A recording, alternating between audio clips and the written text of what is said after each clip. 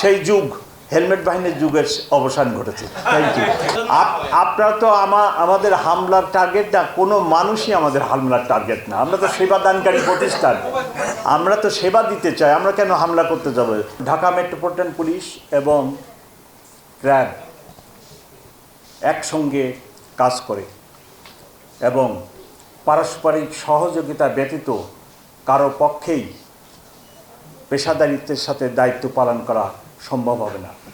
তাই আপনাদের সহযোগিতা আমার একান্ত কাম্য।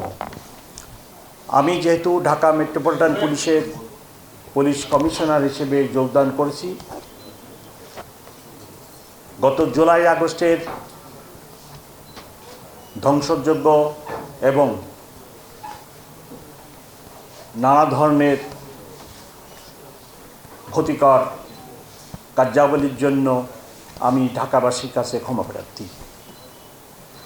আমরা ঢাকা মেট্রোপলিটন পুলিশের সদস্যবৃন্দু নতুন করে ঢাকাবাসীকে সেবা দেওয়ার জন্য প্রতিজ্ঞাবদ্ধ হয়েছি।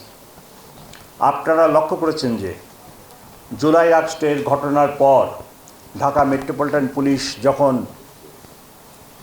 অনেকটা নিষ্ক্রিয় হয়ে যায়, তখন ঢাকাবাসীর জীবন এবং সম্পদ কী পরিমাণ অনিরাপদ হয়ে যায়।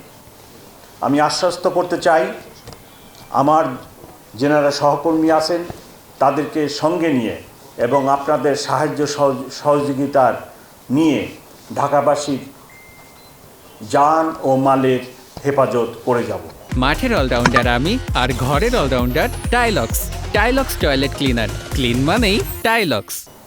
আমি ইতিমধ্যেই আমার সহকর্মী বিন্দুকে শক্ত মেসেজ দিতে সক্ষম হয়েছে যে ঢাকাবাসীর সেবা দানের জন্য কোনোরূপ কার্পণ্যতা করা যাবে না।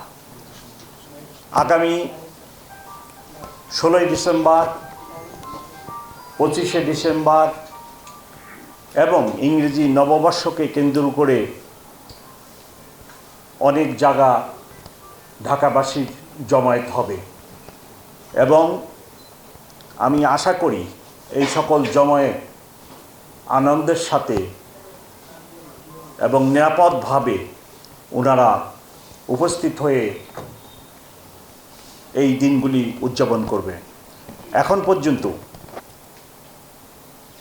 এই সকল অনুষ্ঠানের জন্য নিরাপত্তার কোনো ঘাটতি নেই এবং কোনো আশঙ্কা নেই বলে আমি মনে করি। পুলিশের সাথে বিশেষ ক্রাইম রিপোর্টারদের সাথে পুলিশ যেন কোনো অনৈতিক আচরণ না করে, অপেশাদার আচরণ না করে, মামলার আপনারা তো আমাদের হামলার টার্গেট না, কোনো মানুষই আমাদের হামলার টার্গেট না। আমরা তো সেবাদানকারী প্রতিষ্ঠান, আমরা তো সেবা দিতে চাই, আমরা কেন হামলা করতে যাব?